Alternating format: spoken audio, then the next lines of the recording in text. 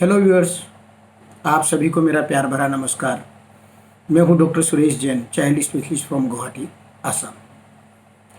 आज हम डिस्कस करेंगे ये जो ब्रिटेन के अंदर में नई कोरोना वायरस की स्ट्रेन निकली है उसके बारे में। एक तरफ जहां हमारे देश में कोरोना के नंबर ऑफ केसेस बहुत कम हो रहे हैं, हम लोग जनवरी के महीने से वैक्सीन लगाने की भी तैयारी कर रहे हैं, और दूसरी तरफ ब्रिटेन से व साउथ अफ्रीका से जो खबरें आ रही है वो हमें चिंता में डाल रही है।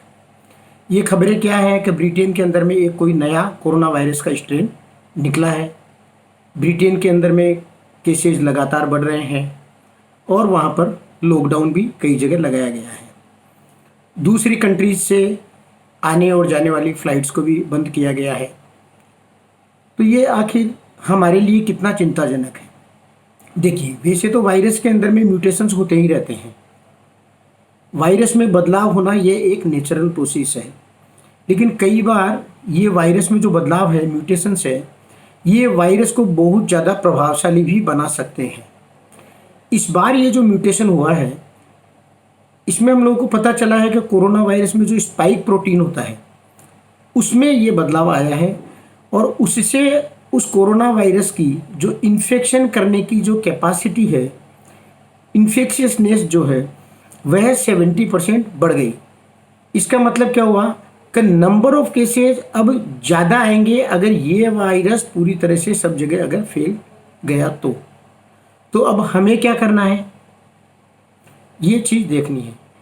एक तरफ तो ये जो नया कोरोना वायरस है, क्या यह इन्फेक्शियसनेस जो इसकी बढ़ी है उसके साथ साथ जो ये बीमारी करेगा उसकी सीवियरिटी भी बढ़ी है? नहीं, अभी तक ऐसा कुछ समझ में नहीं आया है। बीमारी का सीवियरिटी वैसा ही है। क्या जो कोरोना वायरस होने पर, इसके इन्फेक्शन के होने पर जो सिम्टोमेटोलॉजी है उसमें कोई बदलाव आया है? नहीं, उसमें भी शायद कोई बदलाव नहीं है। हम कोरोना वायरस की बीमारी को डिटेक्ट करने के लिए जो RT-PCR टेस्ट करते हैं, क्या उन सब में बदलाव हो जाएगा? नहीं, ऐसा भी अभी तक कुछ नहीं है। क्या लाइन ऑफ ट्रीटमेंट जो कोरोना में दिया जा रहा है उसमें कुछ बदलाव होगा? नहीं, ऐसा भी कुछ नहीं है।